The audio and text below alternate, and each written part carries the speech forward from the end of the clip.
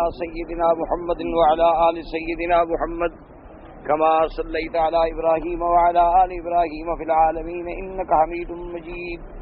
قال الله تبارك وتعالى في كلامه المجيد: أعوذ بالله من الشيطان الرجيم بسم الله الرحمن الرحيم. يا أيها الذين آمنوا إن تطيعوا الذين كفروا يردوكم على أعقابكم فتنقلبوا خاسرين بل الله مولاكم وهو خير الناصرين.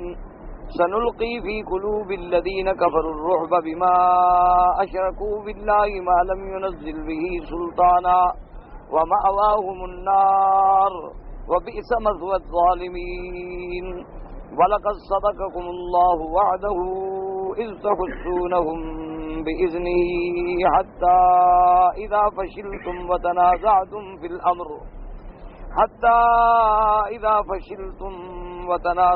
في الأمر وعصيتم من بعد ما أراكم ما تحبون منكم من يريد الدنيا ومنكم من يريد الآخرة ثم صرفكم عنهم ليبتليكم ولقد عفا عنكم والله ذو فضل على المؤمنين إذ تصعدون فلا تلوون على أحد والرسول يدعوكم في أخراكم فأثابكم غما بغم لكي لا تحزنوا على ما فاتكم ولا ما أصابكم واللہ خبیر بما تعملون.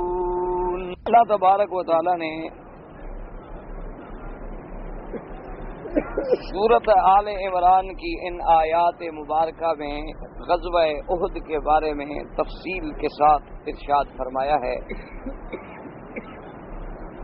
جیسا آپ نے پڑھا، اللہ پاک نے ارشاد فرمایا کہ ایمان والو، ان تطیعوا الذین کفروا، اگر تم کافروں کی بات مانو گے تو کافر تو تمہیں اپنے دین سے پھیر ڈالے گا، اور جو پھر دین سے اگر تم پھر گئے تو پھر دنیا و آخرت میں خسارہ ہی خسارہ ہے، تروٹا ہی تروٹا ہے. اس کے بعد اللہ تبارک و تعالی نے ارشاد فرمایا کہ اللہ تبارک و تعالی ہی تمہارا ولی و ناصر ہے، مددگار ہے، اور وہی بہتر مدد فرمانے والے ہیں. نلقی فی قلوب الذین کفروا الرعب، البتہ ہم ڈال دیں گے کافروں کے دلوں میں رعب بسبب اس کے جو انہوں نے اللہ کے ساتھ شریک بنائے، جن کے بارے میں اللہ نے کوئی سند نہیں اتاری. ما لم ينزل به سلطانا، یعنی اللہ کی طرف سے کوئی ان کے پاس سند یا حجت یا دلیل یا برہان نہیں ہے، اور ان کا ٹھکانہ کیا ہے؟ مأواہم النار، ان کا ٹھکانہ آگ ہے، اور کیا ہی برا ٹھکانہ ہے ظالموں کا جو اپنے نفسوں پہ ظلم کرتے. ان آیات کا ترجمہ الحمدللہ اور مختصر تشریح جو ہے کل کے درس میں ہم نے پڑھی تھی کہ حضور صلی اللہ علیہ وسلم کی وفات کی خبر جب اڑی تو صحابہ کی کمر ٹوٹی، گھبرا گئے، صحابہ کے قدم پھسل گئے اور حیران پریشان ہو کے اس مصیبت میں. اور یہ سب فطری چیزیں ہیں، یعنی یہ ایسی باتیں ہیں جو ہر انسان کو پیش آتی ہیں. ان میں صحابہ پر اعتراض کرنے کا کسی کو حق نہیں، اور نہ ان باتوں میں صحابہ کے ایمان میں اللہ معاف کرے کوئی خلل آیا. یہ تو تنبیہات ہیں آئندہ کے لیے، جیسے میں نے عرض کیا تھا کہ اللہ نے اپنے نبی کو بھی فرمایا یا ایھا النبی اتق اللہ ولا تطع الکافرین. حالانکہ حضور پاک نے نعوذ باللہ کافروں کی اطاعت تو نہیں کی. ایک ہدایت دی جاتی ہے کہ میرے مدنی صلی اللہ علیہ وسلم، اگر کافر آپ سے کہتے ہیں کہ ہم سے سلو کر لیں، ہم 1 سال کے لیے آپ کا عقیدہ مان لیتے ہیں اور 1 سال کے لیے آپ ہمارے دین پہ آ جائیں، تو آپ ایسی بات کبھی نہ کیجیے گا. مانا ہے کہ حضور تو نہیں کر رہے تھے، لیکن آئندہ کے لیے امت کو ہدایت دی گئی. جیسے یہاں صحابہ کو کہا فرمایا گیا کہ ان تطیعوا الذین کفروا، یہ مانا نہیں کہ وہ کافروں کی اطاعت کر رہے تھے، کر تو نہیں رہے، لیکن ہدایت. اب اس کے بعد اللہ نے فرمایا کہ تم اگر غور کرو، ان باتوں کو سمجھو کہ اس غزوہ احد میں جو میری حکمتیں ہیں، وَلَقَدْ صَدَقَكُمُ اللَّهُ وَعْدَهُ، اللہ نے تو اپنا وعدہ سچا کر دیا.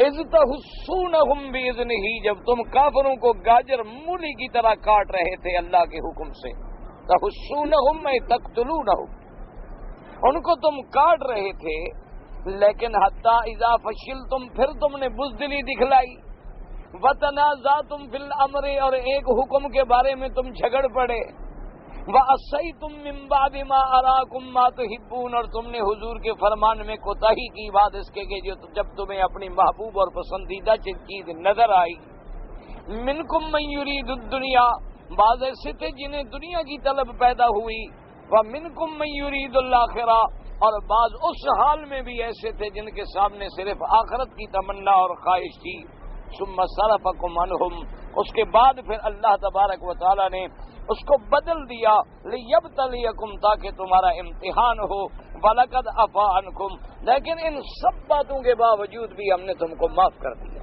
وَاللَّهُ ذُو فَضْلٍ عَلَى الْمُؤْمِنِينَ، اللہ احسان فرمانے والے ہیں مومنوں پر۔ تو یہ اب بات کو سمجھیں کہ پہلے تو یہ بات دیکھیں کہ وَلَقَدْ صَدَقَكُمُ اللَّهُ وَعْدَهُ، اللہ نے اپنا وعدہ سچا کر دیا۔ وہ وعدہ کون سا تھا؟ اس میں مفسرین کرام کے اقوال مبارک ہیں کہ بھی اللہ کا وعدہ ہے کہ میں اپنے نبی، اپنے رسول علیہم الصلاۃ والتسلیم اور ان پر ایمان والوں کی مدد کرتا ہوں اور انہیں کامیاب کرتا ہوں، یہ اللہ کا ایک وعدہ ہے۔ قرآن پاک میں دوسری آیت، اِنَّا لَنَنصُرُ رُسُلَنَا وَالَّذِينَ آمَنُوا فِي الْحَيَاةِ الدُّنْيَا، اللہ نے فرمایا تھا حقیق ہم مدد کرتے ہیں اپنے پیغمبروں کی، اپنے رسولوں کی، اور جو ان کے ساتھ ایمان لائے۔ تو اس لیے فرمایا لَأَغْلِبَنَّ أَنَا وَرُسُلِي، میں اپنے رسولوں کو غلبہ دیتا ہوں، کامیابی دیتا ہوں۔ اور اسی طرح فرمایا انتم الاعلون ان کنتم مؤمنین، تم ہی سر بلند رہو گے اگر تم ایمان پہ جمے رہے، پکے رہے۔ تو یہ اللہ کا ایک وعدہ ہے کہ ہم اپنے نبیوں کو غلبہ دیں گے، ہم مومنین کو غلبہ دیں گے، ہم مومنین کی مدد کریں گے اور ہم مومنوں کو کامیابی دیں گے۔ تو اللہ نے فرمایا ہم نے تو اپنا وعدہ سچا کر دیا کہ جنگ احد میں بھی جب جنگ شروع ہوئی تو تم کامیاب، اور جب جنگ ختم ہوئی تب بھی تم کامیاب۔ کیسے؟ جب جنگ شروع ہوئی یعنی ابو سفیان کی فوجیں پہنچ گئیں، حضور صلی اللہ علیہ وسلم اپنے صحابہ کو لے کے میدان میں آئے، تو آپ اندازہ کریں کہ کافروں کو ایسی شکست ہوئی کہ مسلمان ان کو اس طرح کاٹ رہے تھے جیسے کوئی فصل کاٹتا ہے، مولی گاجر کی طرح کافر کٹ رہے تھے اور بھاگ رہے تھے۔ تو ہم نے تو تمہیں کامیابی دے دی، ہم نے تو تمہیں فتح نصیب کر دی، لیکن اس فتح کو دیکھنے کے بعد اب تمہارے اندر جو ہے وہ یہ خواہش پیدا ہو گئی کہ بھائی ہم بھی مال غنیمت جمع کر لیں، اور تم نے میرے پاک نبی کے اس فرمان میں اجتہادی خطا کی۔ اللہ نے حکم دیا تھا، اللہ کے رسول نے حکم دیا تھا کہ تم صحابی عبداللہ ابن جبیر رضی اللہ تعالیٰ عنہ کی قیادت میں 50 آدمی جو ہیں تیر انداز اس درے پہ رہیں اور اس درے کو کبھی نہیں چھوڑنا۔ اللہ کے نبی نے حکم دیا تھا، اور ساتھ یہ بھی فرما دیا تھا کہ اگر ہم جنگ جیت جائیں تب بھی تم نے یہاں سے نہیں ہٹنا، اور اگر ہم جنگ ہار جائیں، بلکہ ایک روایت میں حضور نے یہ بھی ارشاد فرما دیا کہ اگر جنگل کے درندے ہماری بوٹیاں نوچ رہے ہوں تب بھی تم نے یہ درہ نہیں چھوڑنا۔ تو جب ہم نے تمہیں فتح دے دی، کافر کٹ گئے، مر گئے، بھاگنے لگے، تو وہاں جو صحابہ 50 مامور تھے انہوں نے کہا بھائی حضور کے حکم کا مقصد یہ تھا تاکید کہ بھائی دشمن یہاں سے حملہ نہ کر دے، اب دشمن تو ذلیل ہو کے بھاگ رہا ہے، اس نے کیا حملہ کرنا ہے ہم پر، اب ہم کیوں کھڑے رہے یہاں۔ 50 میں سے 11 صحابہ تو وہیں جمے رہے، اور باقی صحابہ جو تھے انہوں نے وہ درہ چھوڑا اور وہ بھی مال غنیمت کو جمع کرنے میں لگ گئے۔ ویسے یاد رکھیں کہ جیسے روافض تان کرتے ہیں صحابہ پہ کہ دنیا کی محبت میں آ گئے، مال غنیمت کا جمع کرنا جو ہے یہ بھی کوئی اسلام کے خلاف تو نہیں ہے، یہ بھی کوئی احکام خداوندی کے خلاف نہیں ہے. جب جہاد ہوگا تو مال غنیمت بھی جمع ہوگا.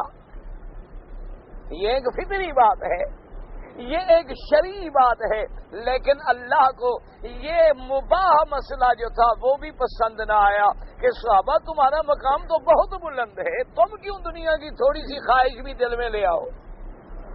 اس لیے حضرت عبداللہ ابن مسعود رضی اللہ تعالیٰ عنہ فرماتے ہیں کہ جب میں نے یہ آیت پڑھی کہ منکم من یرید الدنیا ومنکم من یرید الآخرہ, کہتے ہیں خدا کی قسم ہے میں نے کبھی سوچا بھی نہیں تھا کہ ہم میں کوئی ایسا بھی ہوگا جس کے دل میں دنیا کی ذرا سی بھی تمنا ہوگی. لیکن اللہ نے کھول دیا کہ تم نے میرے نبی کے حکم کی تعمیل نہیں کی. اور جب تم حضور کے حکم سے, حالانکہ وہ خطا اجتہادی ہے, یاد رکھیں, یہ نہیں ہے کہ جیسے روافض کہتے ہیں دیکھو جی حضور کا انکار کر دیا, حضور کی نافرمانی کر دی. حضور صلی اللہ علیہ وسلم کی نافرمانی کو بھی دیکھنا پڑتا ہے کہ وہ نافرمانی کیوں کی گئی. حضور صلی اللہ علیہ وسلم نے, آقا انعامدار نے حضرت علی رضی اللہ تعالی عنہ کو بلا کے حکم دیا.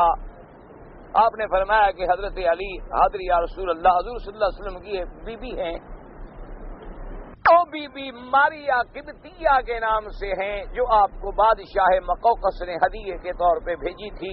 کنیز تھی, حضور نے آزاد فرما کے شادی فرما لی. اور ماریا قبطیہ ہیں جن کے بدن سے سیدنا ابراہیم میرے آقا کے بچے پیدا ہوئے, لیکن وہ بھی وفات فرما گئے. تو ماریا قبطیہ کے ساتھ اس دور میں ایک آدمی آئے اور وہ ان کے کچھ دور کے رشتہ دار بھی تھے بی بی ماریا قبطیہ کے, اور وہ حضور صلی اللہ علیہ وسلم کے گھر میں ان کا آنا جانا بھی تھا. حضور پاک کو کسی سازشی ذہن نے ایک بات ڈال دی کہ یا رسول اللہ صلی اللہ علیہ وسلم فلاں شخص جو آپ کے گھر میں آتا ہے اس کا آنا آپ کے گھر میں اچھا نہیں ہے, اور وہ آپ کی عدم موجودگی میں بھی آپ کے گھر میں آتا ہے جب آپ گھر میں موجود بھی نہیں ہوتے. یہ بات جو ہے یہ مناسب نہیں. حضور غصے میں آ گئے, جلال آ گیا کہ میرے گھر میں میری عدم موجودگی میں میری اجازت کے بغیر کوئی اندر آئے. حضور نے حضرت علی کو حکم دیا کہ جاؤ اور اس کی گردن اڑا دو. کہ اللہ کے نبی کے گھر میں بغیر اذن, اللہ کے نبی کا گھر تو اتنا باعظمت گھر ہوتا ہے کہ وہاں تو جبریل بھی بغیر اذن کے داخل نہیں ہو سکتا. وہاں تو اللہ کے نبی کے پاس حضرت جبریل کو بھی کھڑے ہو کے اذن لینا پڑتا ہے. اور حضور صلی اللہ علیہ وسلم کے اذن کے بعد جبریل علیہ السلام داخل ہوتے تھے. صحابہ بڑے بڑے جلیل القدر, حضرت صدیق, حضرت عمر, حضرت عثمان, ایسے شان والے صحابہ ہیں, لیکن حضور کے گھر میں, یعنی آپ فرمائیں بی بی عائشہ کے گھر میں ہیں, اور عائشہ کا گھر ابو بکر کی بیٹی کا گھر ہے. لیکن بی بی فرماتی ہیں حضور لیٹے ہوئے تھے, ابو بکر نے اجازت مانگی, تب آپ نے فرمایا کہ آنے دو, اور حضور اسی طرح لیٹے رہے. لیکن بغیر اذن کے تو ابو بکر بھی داخل نہیں ہوا, حالانکہ ان کی بیٹی کا گھر ہے. حضور صلی اللہ علیہ وسلم سے اتنا قریب رشتہ. تھوڑی دیر کے بعد حضرت عمر آئے, انہوں نے اجازت مانگی. حضور نے فرمایا اجازت ہے, آ جاؤ. بی بی فرماتی ہیں جیسے حضور لیٹے تھے بے تکلفی سے, اور پنڈلی مبارک سے بھی کچھ تھوڑا سا کپڑا مبارک اونچا تھا, اسی طرح حضور سرکار لیٹے رہے. اور اس کے بعد دروازے پہ آواز آئی حضرت عثمان کی, انہوں نے اجازت مانگی تو حضور جلدی سے اٹھ کے بیٹھ گئے اور اپنا کپڑا مبارک بھی نیچے کر لیا. سیدھا بیٹھنے کے بعد پھر ان کو اجازت دی کہ تم اندر آؤ. صحیح حدیثوں میں یہ واقعہ موجود ہے. بی بی عائشہ فرماتی ہے میں بڑی حیران ہوئی کہ میرا ابا آتے ہیں تو حضور اٹھ کے نہیں بیٹھے, اسی طرح بے تکلفی سے لیٹے ہیں. حضرت عمر آئے ہیں تو حضور اسی حالت میں لیٹے رہے, اور حضرت عثمان کے لیے جلدی جلدی تیار ہوئے اور اپنا کپڑا مبارک بھی پنڈلی سے نیچے فرمایا اور سیدھے ہو کے بیٹھے, اور پھر اجازت دی. تو میں صبر نہ کر سکی اور میں نے حضور سے وجہ پوچھی. حضور نے فرمایا کہ عائشہ عثمان میرا اتنا شرمیلا ہے کہ یستحیی منہ الملائکہ, اللہ کے فرشتے بھی اس سے حیا کرتے, تو وہ میرا اس طرح بیٹھنا شاید اس پہ بڑا گراں گزرتا، اس لیے میں نے اس کے لیے اہتمام کیا ہے۔ تو اب جس گھر میں ابو بکر بھی داخل نہ ہو سکے اور حضور کے گھر میں ایک آدمی جاتا ہو تو حضور صلی اللہ علیہ وسلم کو جلال آیا۔ آپ نے فرمایا حضرت علی کو حکم دیا کہ حضرت علی جاؤ اس کو تلاش کرو، جہاں ملے اس کی گردن اڑا دو۔ حضرت علی نے عرض کیا کہ حاضر یا رسول۔ حضرت علی رضی اللہ تعالیٰ عنہ فرماتے ہیں کہ میں پوچھتا تلاش کرتا ہوا اس کو پہنچا تو مدینہ منورہ کے ایک باغ میں ایک کنویں کی منڈیر پہ وہ بیٹھا ہوا تھا۔ تو میں نے جب سامنے ہوا تو میں نے ایسے تلوار سے جو اشارہ کیا نا اس کی طرف، تو وہ غریب ڈر کے مارے جو یوں گرا تو اس کے کپڑے بھی کھل گئے۔ تو میں نے دیکھا وہ تو مرد ہی نہیں ہے، تو بیچارہ مرد ہی نہیں ہے، وہ تو خسرا ہے، وہ تو خنسا ہے۔ تو حضرت علی فرماتے ہیں میں نے تلوار روک لی، میں نے اس کو قتل نہ کیا۔ تو اب حضرت علی نے بھی حضور کا حکم انکار کر دیا۔ حضور نے حکم دیا کہ تم جا کے قتل کر دو، لیکن حضرت علی نے قتل نہیں کیا۔ تو پھر اس کو کیا کہو گے؟ نافرمانی ہے۔ اگر یہ نافرمانی ہے تو درے والے صحابہ کی بھی پھر نافرمانی ہے۔ تو اصل بات کیا تھی؟ جب حضرت علی آئے تو حضور نے پوچھا کہ ہاں تم نے کیا کیا؟ تو حضرت علی نے عرض کیا یا رسول اللہ آپ نے جو حکم دیا تھا قتل کا میں سمجھ گیا تھا کہ آپ نے کیوں دیا ہے، آپ نے غیرت میں آ کے حکم دیا تھا، وہ غریب تو مرد ہی نہیں ہے، اس میں تو قوت مردمی اللہ نے رکھی نہیں ہے، تو آپ کے گھر میں جانے سے کیا فرق پڑتا ہے؟ تو میں نے تو مناسب نہیں سمجھا کہ قتل کر دوں۔ حضور نے فرمایا احسنت یا علی، علی تم نے بہت اچھا کیا، بہت اچھا کیا، اگر وہ قتل ہوتا تو مجھے پھر اللہ کو جواب دینا کہ وہ تو بلا وجہ قتل ہو جاتا۔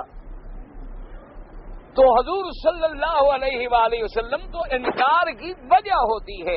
یہاں صحابہ نے انکار یہ نہیں تھا کہ نافرمانی کی، ان کی سمجھ کا تقاضا یہ ہوا کہ بھی اب ہم جنگ جیت چکے ہیں، اب ہمیں اس دروازے پہ کھڑے ہو کے پہرا دینے کی ضرورت نہیں۔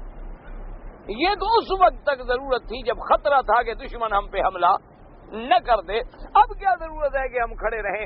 لیکن حضرت عبداللہ ابن جبیر اور 11 صحابہ انہوں نے کہا بھی کچھ کر لو، ہم تو کھڑے، تم جانا چاہتے ہو تو چلے جاؤ، ہم تو نہیں ہٹے۔ اب جب یہ یہاں سے ہٹے تو خالد ابن الولید کو موقع ملا، اس نے اپنے لشکر کو پکارا، اس نے کہا کہاں دوڑے جا رہے ہو، مر رہے ہو، مدینے منورہ آ گئے ہو لڑنے کے لیے مکے سے اور اب بزدلوں کی طرح بھاگ رہے ہو، آؤ میرے ساتھ آؤ۔ تو اس نے ایک دستہ اکٹھا کیا، اسی درے سے حملہ کیا۔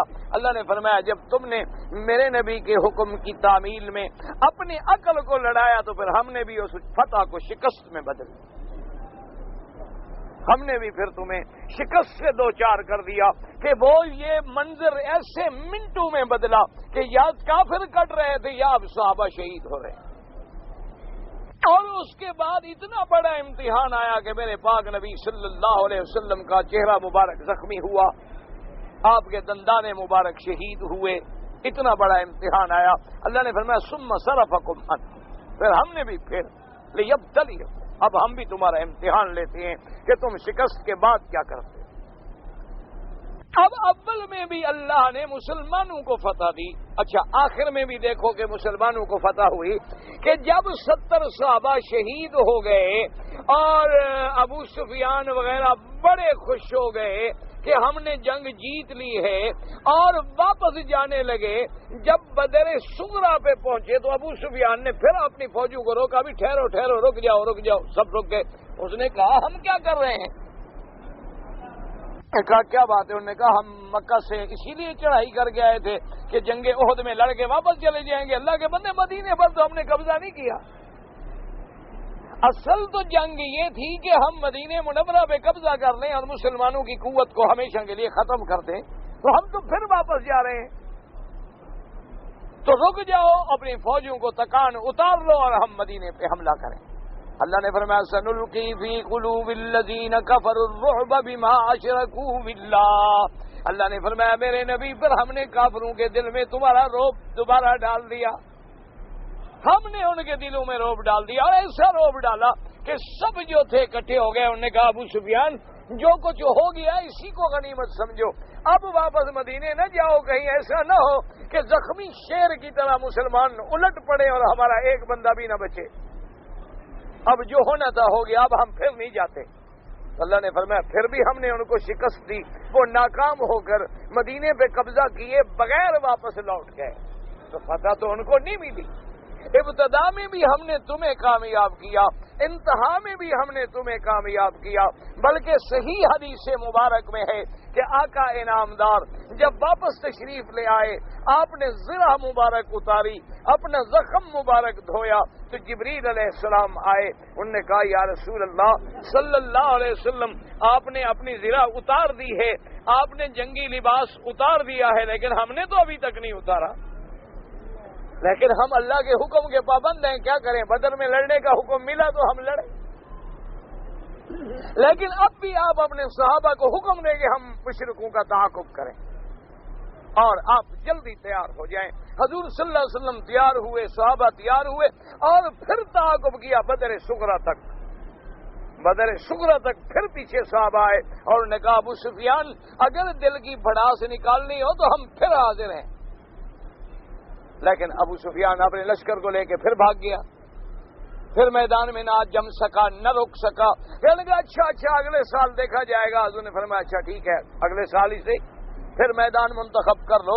تو یہ ابتدا میں بھی فتح, انتہا میں بھی فتح, درمیان میں جو ہم نے آزمایا ہے وہ تو پھر امتحان ہے. اور اس کی وجہ تمہاری اپنی کوتاہی ہے کہ تم نے اس حکم کی اس طرح تعمیل نہیں کی جو منشا رسول پاک کا صلی اللہ علیہ وسلم. اور اسی میں یاد رکھیں, یہ بات سمجھ لیں کہ مسلمان کبھی بھی ہو, کسی ملک میں بھی ہو, وہ کبھی اسلحے کے زور پہ نہیں جیت سکتا, کبھی عدد کے زور پہ نہیں جیت سکتا, کبھی طاقت کے زور پہ نہیں جیت سکتا. اگر وہ فرمان رسول پہ جم جائے اسے کوئی دنیا ہرا نہیں سکتی, اور جب فرمان رسول میں کوتاہی ہوگی تو کبھی جیت نہیں سکتی. کیوں؟ اگر صحابہ جیسی مقدس جماعت سے بھی ذرا سی بات ہو جائے تو فتح شکست میں بدل جائے, تو ہم کیسے جیت سکتے ہیں جن کا قدم قدم گناہوں پہ ہے اور مخالفت رسول میں ہے. ہماری شکل, ہمارے عادات, ہمارے اعمال, ہمارے اخلاق, ہماری تہذیب, ہمارا تمدن, ہمارے عقائد, سب چیز میں ہم اللہ کے باغی ہیں. اور پھر ہم کہیں کہ اللہ میاں ہے تو تیرے باغی, لیکن مدد فرما. اپنے باغی کی مدد کون کرتا ہے؟ اللہ تو مدد کا وعدہ کر چکے ہیں, لیکن ایمان والوں کے ساتھ. کان حقا علینا نصر المؤمنین, فرمایا انتم الاعلون ان کنتم مؤمنین. اور کہیں فرمایا ان تنصروا اللہ ینصرکم. شرط ہے تو اس لیے اللہ تبارک و تعالی. لیکن ان ساری باتوں کے باوجود دیکھیں شان صحابہ کا کمال, دیکھیں کہ اللہ نے ان کا کتنا مقام دیا. پہلے جب آیت نازل کی تو کیا فرمایا؟ یا ایھا الذین آمنوا. میرا مدنی صحابہ سے کوئی بات ہو گئی ہے, لیکن ان کے ایمان کا میں گواہ ہوں.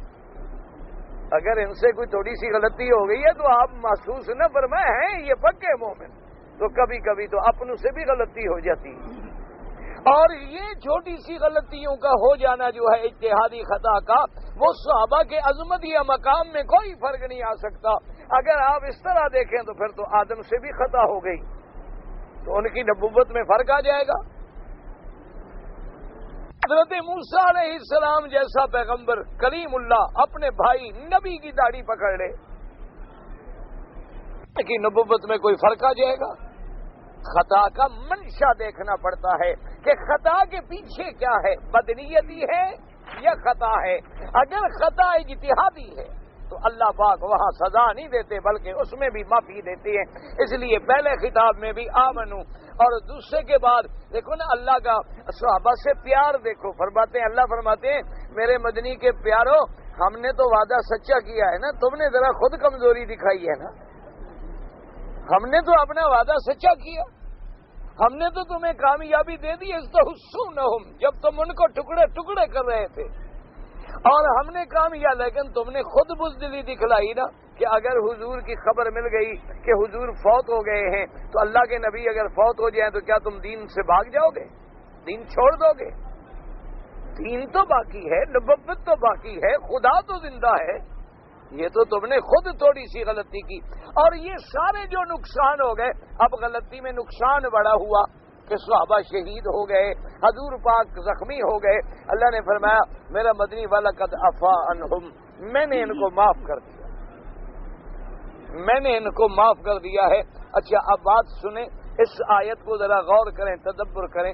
اگر غلطی ہو جائے تو پہلے غلطی والا معافی مانگتا ہے یا دوسرا پہلے معاف کرتا ہے؟ اصول کیا ہے؟ اصول کیا ہے شریعت کا کہ اگر گناہ ہو جائے، خطا ہو جائے تو کیا کرو؟ توبہ کرو نا بھئی، اگر تم سے خطا ہو جائے تو تم توبہ کرو، تم توبہ کرو تو امید رکھو کہ اللہ ہمیں معاف کر دیں گے۔ اب اس صحابہ نے تو ابھی کوئی توبہ نہیں کی، اللہ نے کہا ان کو معافی مانگنے کی ضرورت نہیں، ہم نے پہلے معاف کر دی، ان کو معافی مانگنے کی بھی ضرورت نہیں ہے، کیونکہ ان کا دل جو ہم جانتے ہیں کہ اندر سے تو وہ سچے ہیں، اندر سے تو وہ کھڑے ہیں۔ اگر ان سے کوئی اس قسم کی لچک پیدا ہو گئی ہے تو یہ ایک فطری بات تھی میرا مدنی۔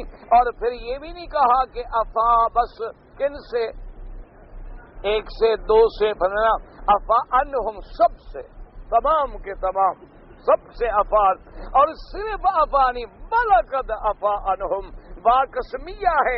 اللہ نے فرمایا مدنی مجھے اپنی قسم ہے میں نے تیرے صحابہ کو معاف کر دیا۔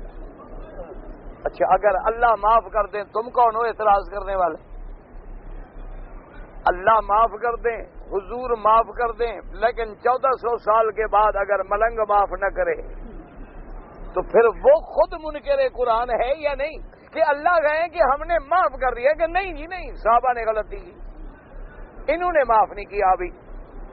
تو ان آیات مبارکہ کا اس لیے اللہ اور پھر اللہ نے فرمایا یہ شکست جو آئی ہے یہ بھی ایک ہوتا ہے گناہ کی سزا۔ سمجھو مسئلہ، ایک ہے گناہ کی سزا، مثلا مجھ سے گناہ ہو گیا، اللہ معاف کرے، اللہ کی طرف سے کوئی مصیبت آ گئی، پریشانی آ گئی، کوئی مالی نقصان ہو گیا، کوئی جانی نقصان ہو گیا، ہم لوگوں کو تو ہمارے گناہوں کی سزا ملتی ہے کہ ما نزل بلاء الا بذنب، کوئی اللہ کی طرف سے مصیبت ہم پہ نہیں آتی مگر ہمارے گناہ کی وجہ سے۔ وما رفعت الا بتوبۃ، اور اللہ کا عذاب رفع نہیں ہو سکتا مگر توبہ کے ساتھ۔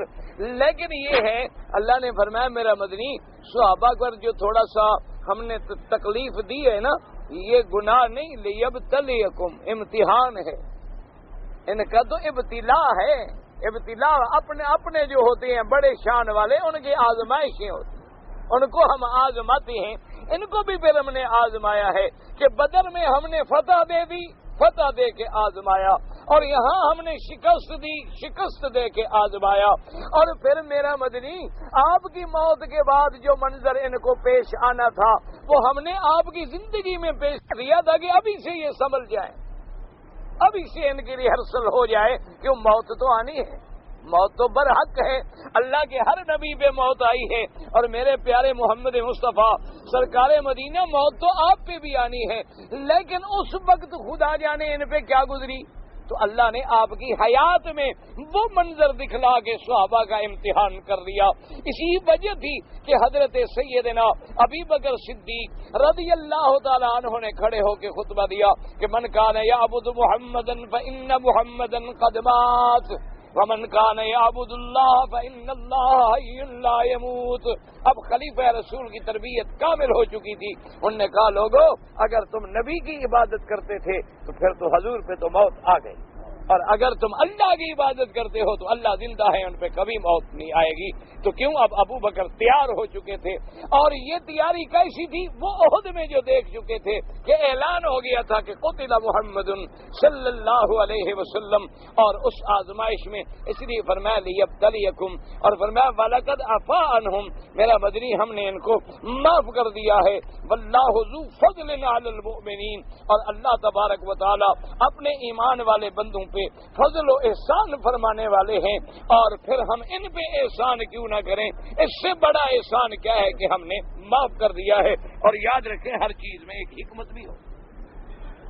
علماء کرام نے احادیث کی روشنی میں لکھا ہے کہ جب جنگ بدر ہو گئی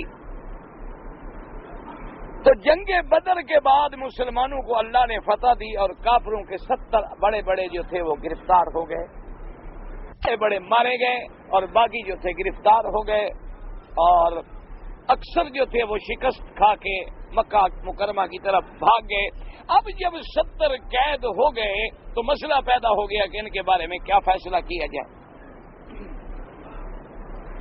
حضور صلی اللہ علیہ وسلم نے اپنے وزراء سیدنا ابی بکر، سیدنا عمر، بڑے بڑے جلیل القدر صحابہ کو بلایا، کیونکہ اللہ کا حکم تھا کہ مشورے کے بغیر کوئی کام نہ کیا. حضور صلی اللہ علیہ وسلم نے مشورہ لیا. افسوس یہ ہے کہ آج جس دور میں ہم گزر رہے جاتی ہے، پارلیمنٹ میں بھی تو بھی ووٹ ہوتا ہے نا. بھی یہ بل پیش کر دیا ایک آدمی نے اور باقی سے پوچھا گیا جی یہ پاس کریں یا نہ کریں. انہوں نے قرآن کا ترجمہ یہی سمجھا ہے جمہوریت کہ امرہم شورا بینہم، یا قرآن کہتا ہے شاورہم فی الامر فَإِذَا عَزَمْتَ فَتَوَكَّلْ عَلَى اللَّهِ. یاد رکھو یہ جمہوریتیں جو ہیں یہ تو کافرانہ نظام ہے، اس کا اسلام سے کوئی تعلق نہیں، تو کافروں کا بنا ہوا نظام ہے. جن سے ہم مشورہ لے رہے ہیں ان کو منتخب کرنے کے لیے پہلے بنیاد تو دیکھو. جو 2 کروڑ خرچ کر کے آئے گا وہ مشورہ ہمارے حق میں دے گا یا پہلے اپنا 2 کروڑ پیدا کرے گا؟ اور پھر جس کے پاس 2 کروڑ ہوگا وہ آئے گا. کوئی اچھا آدمی تو آگے آ نہیں سکتا. اسلام یہ کہتا ہے کہ امیر جو ہے، بادشاہ جو ہے، وہ بھی مجلس شورا کا پابند ہے. اور شورا میں کون ہوں؟ جو ارباب حل و عقد ہیں. کس سے مشورہ لو؟ جو مشورے دینے کا اہل ہو. وہ مشورے دینے کا اہل ہی نہ ہو. ایک آدمی سے تم قرآن پڑھنے جاؤ جس نے خود کبھی قرآن نہیں پڑھا تو کیا پڑھائے گا تمہیں؟ ایک ممبر سے تم پوچھو کہ جناب ہمیں ذرا نماز تو سمجھا دے، اس نے تو خود نماز کبھی نہیں پڑھی تو تمہیں کیا نماز سمجھائے گا؟ مشورہ کا معنی ہوتا ہے کہ ذی رائے سے، جو صاحب رائے ہے، کہ اگر اب دیکھیں نا کہ امام ترمذی ہے رحمت اللہ علیہ، امام بخاری کے شاگرد ہیں، لیکن جب حدیث کی بات آئے گی تو کہے گا قال محمد بن اسماعیل البخاری، کہ امام بخاری سے میں نے پوچھا تھا اس سند کے بارے میں تو امام بخاری نے یہ فرمایا. لیکن جب فقہ کا مسئلہ آئے تو پھر امام بخاری سے نہیں پوچھتے. وہ جانتے تھے کہ وہ حدیث میں امام، کوئی حدیث میں امام ہے، کوئی اسماء الرجال میں امام ہے، کوئی فقہ میں امام ہے، کوئی قرات میں امام ہے. جیسے حضور نے فرمایا کہ بھئی تو اقرأکم ابی بن کعب، تم میں سے قرات کے فن کا ماہر کون ہے؟ ابی بن کعب ہے. اقضاکم علی، اور فیصلے کرنے والا کون ہے؟ حضرت علی ہے. تو آپ نے بھی اس زمانے میں بھی تقسیم کار کر دی. اگر قرات کا مسئلہ ہو امین هذه الامت ابو عبیدہ، اور فقہ کے اعتبار سے عبداللہ ابن مسعود رضی اللہ تعالی عنہم اجمعین. تو یہ قاعدہ ہوتا ہے کہ مشورہ کس سے لو؟ مشورہ لینا ہے، تم نے مکان بنانا ہے، بلڈنگ بنانی ہے، اور مشورہ لو مولوی مکی سے، تو انشاءاللہ دیوار بننے سے پہلے گر جائے. یہ سیدھی بات ہے. مجھے کیا پتا ہے مشورے دینے کا کہ میں مشورہ دوں بلڈنگ بنانے کا؟ بھئی مجھے کیا پتا ہو سکتا ہے کہ بھئی یہ کتنی زمین میں گہری ہونی چاہیے، کتنی اس میں سیمنٹ ہو، کتنی اس میں لوہا ہو. اس کا حساب یہ کام آرکیٹیکچر کا ہے کہ وہ آپ کا نقشہ بنائے گا، پھر وہ سول انجینئر کا ہے جن کا یہ کام ہے وہ کریں گے ضرب تقسیم. اسی طرح جیسے آپ نے اگر مثلا کسی سے علاج کروانا ہو آنکھ کا اور آپ جائیں لوہار کے پاس کہ جی میری آنکھ میں تکلیف ہے ذرا علاج کر دو، تو انشاءاللہ آنکھ رہے گی نہیں. اصولی بات ہے نا. وہ ایک آدمی مثلا مشہور ہے نا جی، کھجور لمبی تھی اوپر چڑھ گیا. اب وہ خدا کا بندہ گلے میں رسا ڈال کے چڑھتا گیا چڑھ تو گیا، جب اوپر پہنچا تو اب ڈر گیا. اب نیچے دیکھے تو بہت دور ہے. اب جناب اوپر کھڑا چیخ رہا ہے مجھے بچاؤ مجھے بچاؤ مجھے بچاؤ. تو کسی سمجھدار جو بستی کا تھا اس کے پاس لوگ گئے کہ جی اب مسئلے میں مبتلا ہو گئے، مصیبت میں آ گئے. آدمی اوپر تو چڑھ گیا، اترتا خود اترتا نہیں، ڈر کے مارے ہم کیسے اتارے. ہو گا یہ کون سی مشکل بات ہے، کمال کی بات. تم نے پہلے کیوں نہیں کہا؟ اتنی دیر غریب ہو رہا ہے چیخ رہا ہے، رسا منگواؤ. رسا منگوایا جی، پھینکو رسا. اس کو کہا کہ بھی تم اس رسے کے ساتھ کھڑے ہو، ہم رسا پھینک دیں، پکڑ لو. رسا اس نے پکڑ لیا. کیا کروں بھی؟ نے کہا کمر میں باندھو. کمر میں باندھا. انہوں نے کہا جی اب کیا کروں؟ نے کہا جی کھینچو. بچہ تو ماشاءاللہ آتے ہوئے مر گیا۔ انہوں نے کہا کہ حضرت یہ تم نے کیا؟ کہ یار ایسے کئی ہم نے کنویں سے نکالے۔ یہی ہوتا ہے نا، جیسے آج ہمارے پڑھے ہوئے ہیں، 2 کتابیں پڑھ لیتے ہیں، مسئلہ بتا دیتے ہیں ماشاءاللہ۔ کہاں ہے جی؟ کہتے ہیں حدیث شریف۔ یہ بھی شریف کو پتہ نہیں کہ حدیث کا معنی کیا ہے۔ اسی طرح پھر علاج کریں گے انشاءاللہ، فکر نہ کریں آپ۔ جیسے وہ کنویں سے جو نکالا نا، کنواں بھی تو نیچے ہوتا ہے نا، اب اس نے یہ فرق نہیں کیا کہ نیچائی اور اونچائی میں کیا فرق ہے۔ اس نے کہا نیچے سے بھی تو رستے سے آدمی نکل آتا ہے، اوپر سے بھی رستے سے نیچے آ جائے گا۔ تو اللہ تبارک و تعالیٰ رحمت کرے، اس لیے اصول ہے کہ ذی رائے سے پوچھا جائے۔ حضور 2 لاکھ صحابہ کو نہیں جمع کرتے تھے، مسئلہ پوچھتے تھے تو ابو بکر سے، رائے لیتے تھے تو عمر سے، رائے لیتے تھے تو عثمان سے، رائے لیتے تھے تو علی سے، جو صاحب الرائے تھے۔ اور حدیثیں کھول کے دیکھ لیں، صحابہ کہتے ہیں جس بات پہ ابو بکر و عمر دونوں متفق ہو جاتے پھر حضور فوراً مان لیتے۔ اگر وہ دونوں کہتے کہ ایسا ہونا چاہیے فوراً مان لیتے، اگر دونوں کی رائے علیحدہ ہوتی تو پھر حضور تھوڑا سوچتے کہ بھی ایک کی رائے یوں ہے اور ایک کی رائے یوں ہے۔ حضور نے فرمایا ابو بکر ماذا رائے کفی اسارا بدر، بدر کے اسیروں کے اندر تمہاری کیا رائے ہے؟ اس نے کہا حضور بات یہ ہے کہ ہیں تو آپ کے رشتہ دار بھی ہیں، ہم لوگوں کے رشتہ دار بھی ہیں، اور بہت ہو چکی، 70 ان کا مارا گیا ہے اور بڑا ان کو ذلت میں شکست ہوئی ہے۔ میری رائے تو یہ ہے کہ احسان فرما کے چھوڑ دیں، شاید ان کے دل میں اللہ اسلام ڈال دے۔ حضور نے فرمایا اچھا عمر تمہاری کیا رائے ہے؟ حضرت عمر نے کہا حضور بات یہ ہے کہ میری رائے اگر پوچھتے ہیں تو میری تو بالکل سیدھی ایک ہی رائے ہے کہ مہربانی فرما کے آپ تلوار لیں، آپ کے چچا زاد بچے بھی موجود ہیں اور ہمارے چاچوں کی اولاد بھی موجود ہے، میں اپنے چاچوں کی گردن کاٹتا ہوں، آپ اپنے چاچوں کی گردن کاٹیں، ختم کریں، بیج ختم کریں کفر کا، یہ ختم ہی ہو جائے مسئلہ۔ حضور فرمایا، آپ نے فرمایا عمر واقعی تم ماشاءاللہ بڑے سخت ہو، تورات میں بھی تمہاری صفت یہی ہے قرن من حدید، کہ وہ تو لوہے کا سینگ ہے، تو لیکن بھائی میں تو ابو بکر کی رائے پہ عمل کرتا ہوں۔ حضور نے ابو بکر کا مشورہ مان لیا اور فیصلہ ہو گیا۔ حضور نے کہا اچھا ایسا کرو کہ چلو مطلق احسان بھی نہیں کرتے ہیں، چلو یہ اپنا فدیہ ادا کریں اور رہائی دے دیں، فدیہ دے دیں تاکہ مسلمانوں کو مالی فائدہ بھی ہو جائے اور ان کو رہائی بھی مل جائے۔ حضور نے فیصلہ فرما دیا تو حضرت عمر فرماتے ہیں یہ فیصلہ ہو گیا، چھوٹ گئے۔ صبح جب ہوئی تو حضور ایک چھوٹا سا درخت تھا، جیسے صحرا کے پہاڑوں کے دامن میں چھوٹے چھوٹے درخت ہوتے ہیں، اس کے قریب بیٹھے تھے۔ تو حضور پاک میں جب حاضر ہوا دیکھا تو حضور پاک رو رہے ہیں۔ میں نے سلام کیا اور میں نے کہا حضور کیا بات ہے کہ آپ رو رہے ہیں؟ اللہ آپ کو ہمیشہ مسکراتا رکھے، آپ مجھے بتلائیں تاکہ میں بھی غم میں شریک ہو جاؤں۔ آپ نے فرمایا عمر اللہ کی طرف سے بڑا سخت عذاب نازل ہوا ہے اور بالکل یہ درخت دیکھ رہے ہو گویا کہ عذاب اس کے قریب آ گیا تھا، اور اگر اتر جاتا تو صرف تو بچتا یا ساتھ بچتا اور کوئی نہ بچ سکتا اس سے۔ اللہ نے قرآن پاک میں زبردست کتاب آیا کہ میرے مدنی ما کان لنبی ان یکون لہ اسرا، کیا بات ہے ہم نے دشمن آپ کے ہاتھوں میں قید کر کے دے دیے اور آپ محبت کر کے رہائی دے رہے ہیں۔ لولا کتاب من اللہ سبقا، اگر میں فیصلہ تقدیر میں یہ نہ کر چکا ہوتا کہ آپ کی ہر بات میں نے معاف کر دی ہے تو آج ہم پکڑ لیتے۔ اس وقت بھی علماء نے لکھا ہے، محدثین نے لکھا ہے، بعض روایات میں موجود ہے، اللہ نے فرمایا محمد مصطفیٰ صلی اللہ علیہ وسلم آج آپ نے 70 چھوڑ دیا ہے لیکن پھر آپ کو 70 شہید کرانا ہوگا۔ اللہ کی ہر چیز میں حکمتیں تھیں، اللہ تبارک و تعالیٰ کی ہر چیز۔ تو جب یہ فیصلے بدر میں ہو چکے تھے تو پھر صحابہ کا کیا قصور ہے؟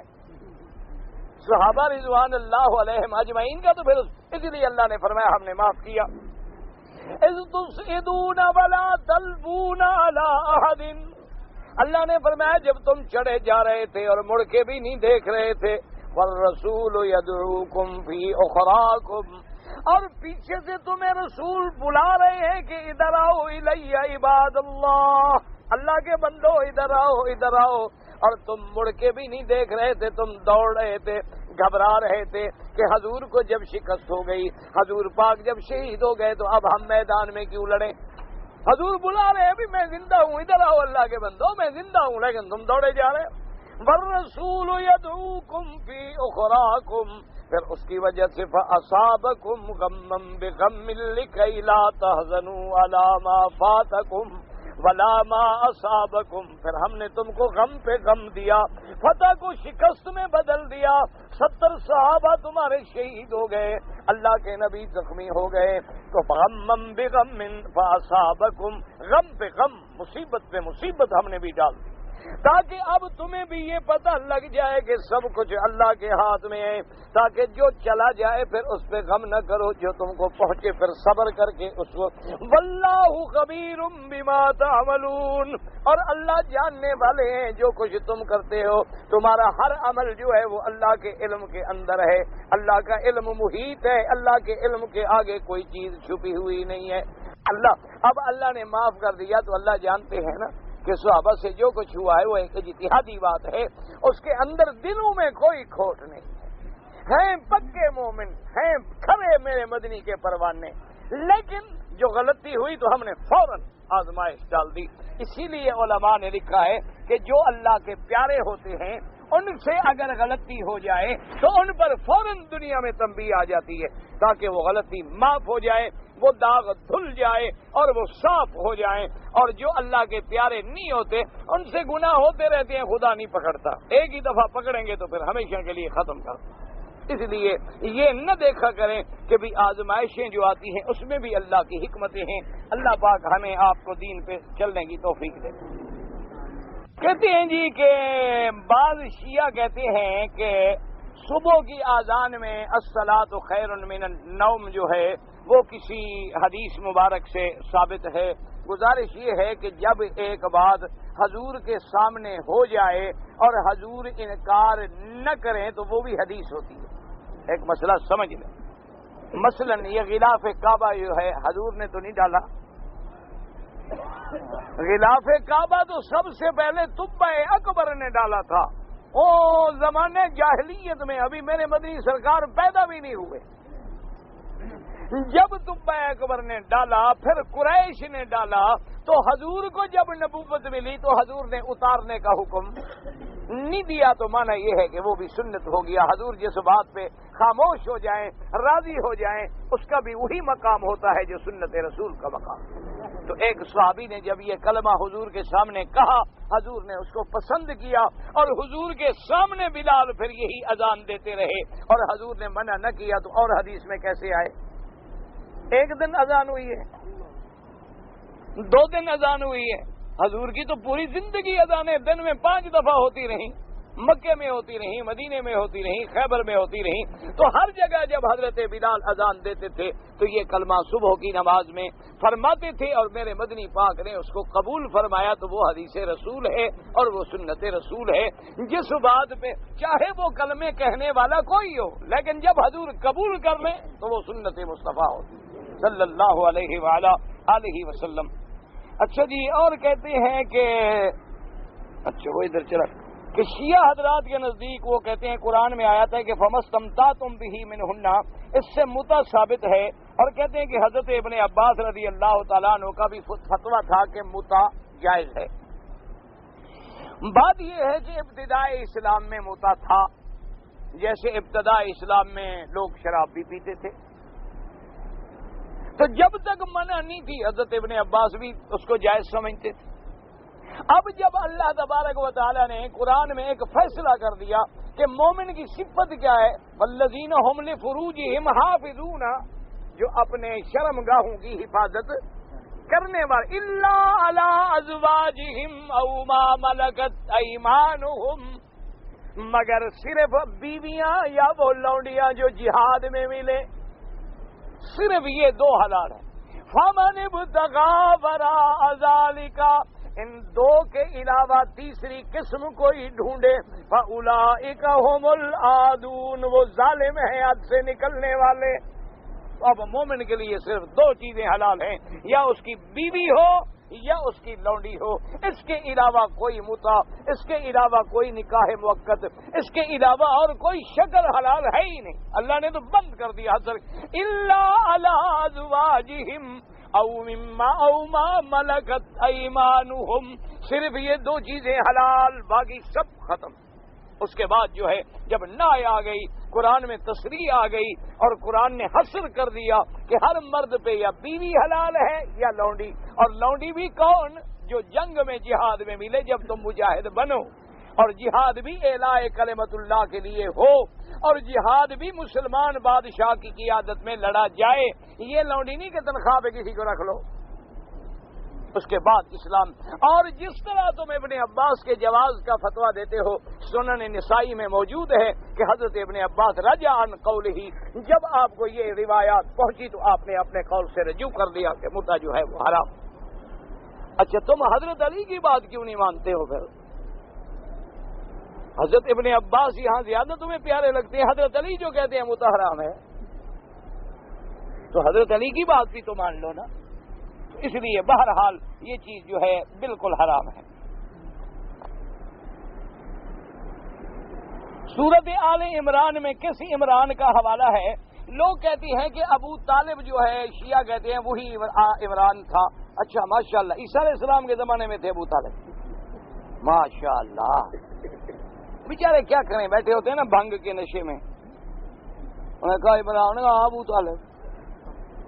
او خدا کے بندے، اذ قالت امرأۃ عمران رب انی نذرت لک ما فی بطنی محررا، یہ تو بی بی مریم کی ماں کا قصہ ہے، بی بی مریم کی ماں یعنی عیسیٰ علیہ السلام کی نانی۔ علیہ السلام کا زمانہ میرے مدنی پاک سے 600 سال پہلے ہے، تو یہ کیسے بن گئے بھائی؟ کوئی عقل کرو، کوئی جھوٹ ایسا تو بولو کم سے کم 1.5 سال کا فرق ہو، تو کھینچ کھونچ کے ادھر ادھر ہم کر لیں گے کہ بھئی انگریزی تاریخ لے رہے ہیں، عربی نہیں مان رہے، لیکن یہاں تو صدیوں کا فاصلہ ہے۔ جی بی بی عائشہ نے ایک دفعہ اپنے گھر میں ایک گھوڑا بنایا تھا، تو تم اسی لیے گھوڑا بناتے ہو؟ بی بی عائشہ کی سنت مانتے ہو؟ ماشاءاللہ، بڑی اچھی بات ہے یار۔ حدیث پاک میں ہے، کچھ عقل کرو، کچھ سیکھا کرو کہ بی بی عائشہ جیسے گھروں میں بچیاں گڑیاں بناتی ہیں نا چھوٹی چھوٹی، تو ایسے گھوڑے کپڑے کے انہوں نے بنائے، تو ان کے پر بھی تھے۔ تو حضور نے فرمایا کہ عائشہ یہ کیا ہے؟ تو انہوں نے کہا حضرت یہ گھوڑا ہے۔ تو انہوں نے فرمایا اللہ کی بندی، گھوڑے کے بھی پر ہوتے ہیں؟ تو انہوں نے کہا ہاں جی، سلیمان علیہ السلام کے گھوڑے نہیں اڑتے تھے۔ تو حضور بڑے خوش ہوئے کہ دیکھو عائشہ کتنا ذہین ہے، کتنا اچھا جواب دیا اللہ کے نبی کو کہ حضرت سلیمان علیہ السلام کے عمل سے استدلال۔ وہ تو گھر میں گڑیا کے جیسے گھوڑے بناتے ہیں، تمہاری بچیاں بھی بناتی رہیں، ہمیں کوئی جھگڑا نہیں۔ یہ نہیں گھوڑا کے لے کے باہر چل پڑو اور اس سے بچے مانگنے شروع کر دو، یہ گھوڑا ووڑا نہیں تھا وہ۔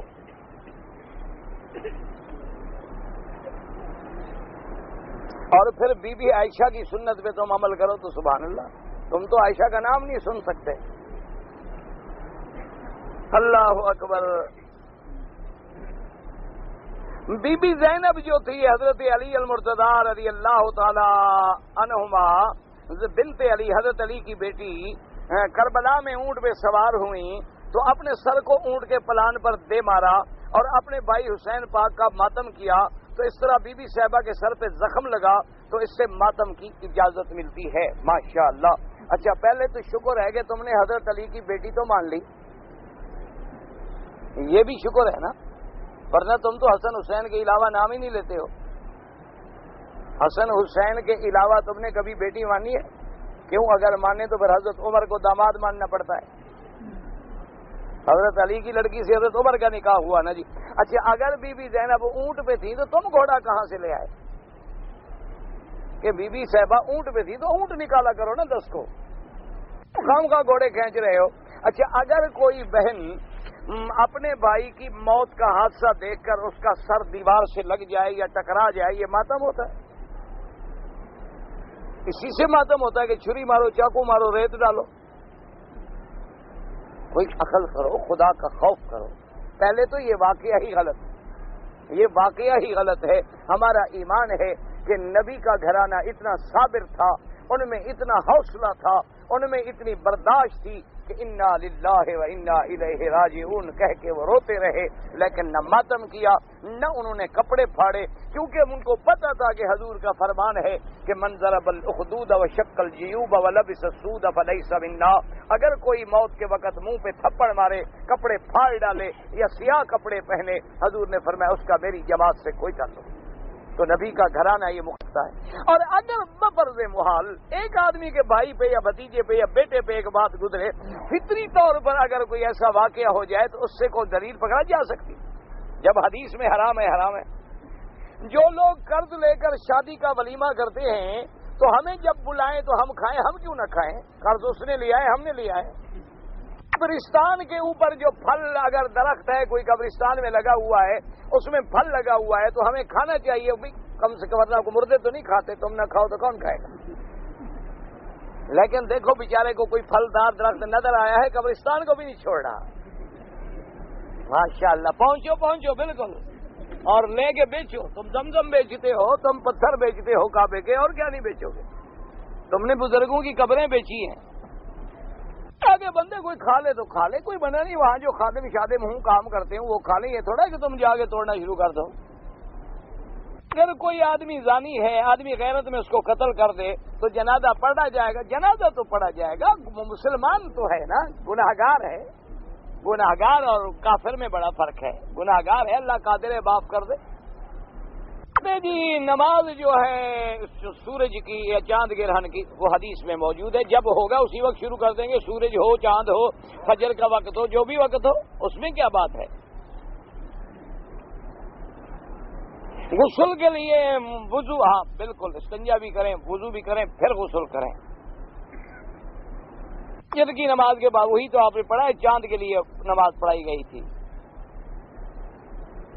ایک دکان کرائے پر لی ہے، اس کا کرایہ بڑھا کر لے سکتے نہیں۔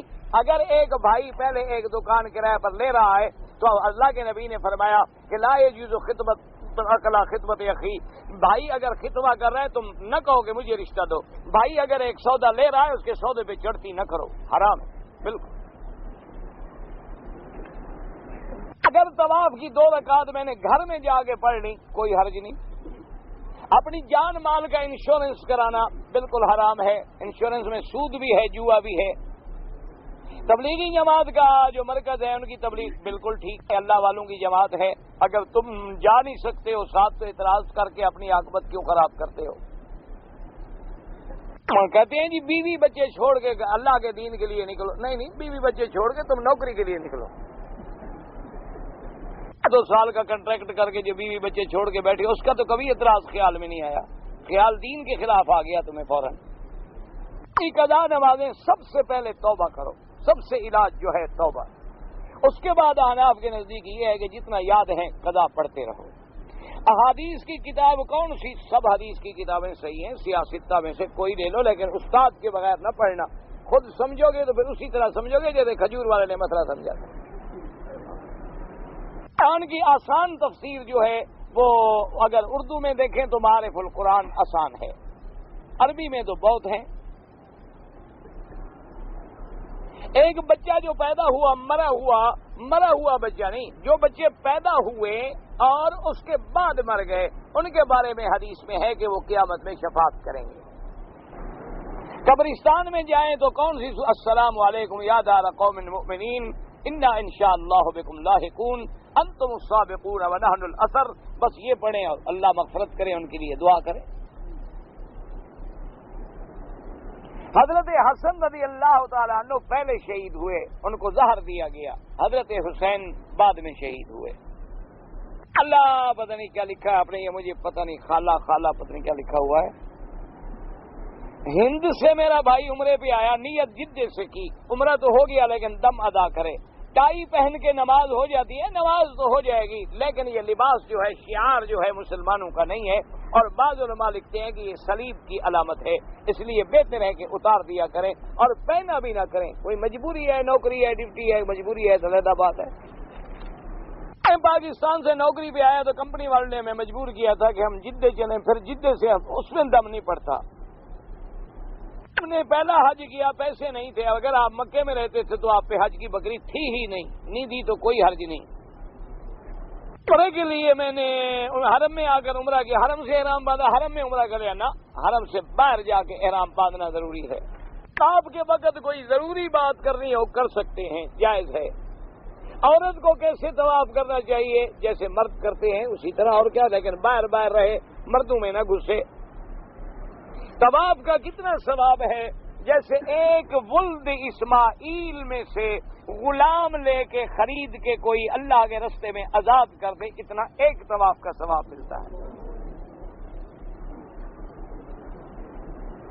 سارے ملک میں ایک جماعت ہے جو یہ کہتی ہے کہ حضور ماں باپ کے پیٹ سے پیدا نہیں ہوئے، اللہ ہدایت۔ اب اس کے لیے اور کیا کہہ سکتے ہیں؟ یہی دعا ہی کر سکتے ہیں نا۔ جب حضور فرمائے کہ میں ابن عبداللہ ہوں، جب حضور فرمائے کہ میری اماں کا نام بی بی آمنہ ہے، جب حضور فرمائے کہ میری دایا کا نام بی بی حلیمہ ہے، میں نے اس کا دودھ پیا ہے، حضور فرمائے کہ میرے دادا عبد المطلب ہیں، اور یہ کہیں کہ ماں کے بطن سے پیدا نہیں ہوئے، تو ہم کیا کریں؟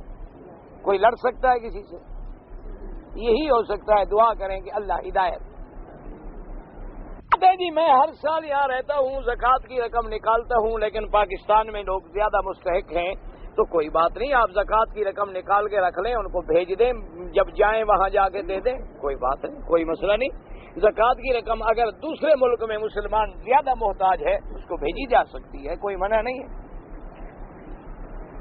میں باہر سے مال منگوانا چاہتا ہوں ایک پارٹی کے ذریعے، آرڈر اس نے بینک سے کرنا ہوتا ہے، 10% بینک کے ہوتے ہیں، 6% اس کے ہوتے ہیں، یہ سود ہی ہے، اور کیا ہوتا ہے بابا؟ سود سے بچو، بالکل حرام ہے سود کے بغیر۔ ان کو کہو کہ سیدھی بات ہے، مال دینا ہے نقد پہ دو، یہ نہیں کہ ایل سی کھولیں گے اور پھر سود بھریں گے اور پھر اتنے دن کے بعد آئے گا اور فلاں ہوگا، نہ، بالکل نقد معاملہ کہ میں پیسے بھیج دیتا ہوں، آپ مجھے مال بھیج دیں، بس۔ ساری دنیا جو بچتے ہیں سود سے وہ کرتے ہیں ماشاءاللہ، حتیٰ کہ بعض تاجروں کو میں نے ایسے دیکھا ہے، مجھے خود تجربہ ہے کہ انہوں نے کہا کہ جی اگر بینک میں اتنے دن کاغذ رہے تو کاغذوں پر بھی وہ کوئی فیس لیتے ہیں، تو انہوں نے کہا کہ جی جب ہمارے کاغذ پہنچیں گے ہم فون کر دیں گے، آپ اسی دن کاغذ لے لیں تاکہ وہ فیس نہ بھرنی پڑے، کہیں وہ سود میں نہ آ جائے۔ تو کاروبار ہو سکتا ہے، آپ نقد پہ کریں لین دین۔ اس پارٹی سے کہیں کہ دیکھو بات سنو، 10% کو میں نہیں جانتا، میں آرڈر دیتا ہوں، اگر آپ اعتماد کرتے ہیں مجھے ادھار پہ مال دے دیں، لیکن سود نہیں دوں گا۔ نہیں اعتماد کرتے ہیں، جتنا پیسہ ہو میں ڈرافٹ بھیجتا ہوں، آپ مال بھیج دیں، بس۔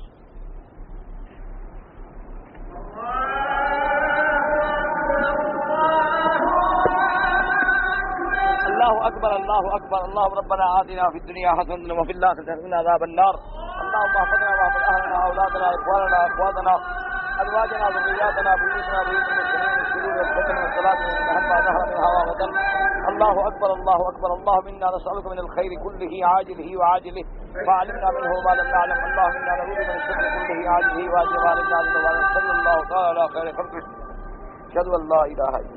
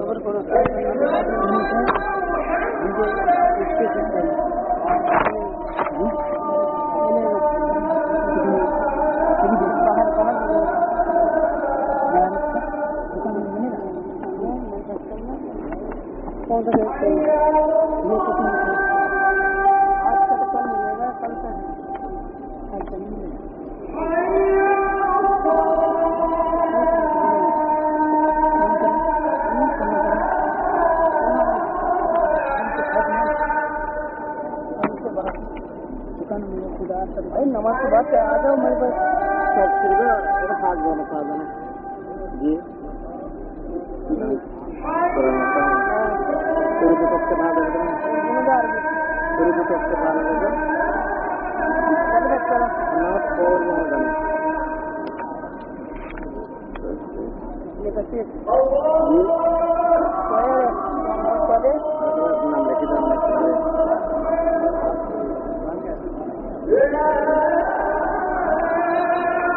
ابن کثیر بھائی ابن کثیر تفسیر ابن کثیر اللہ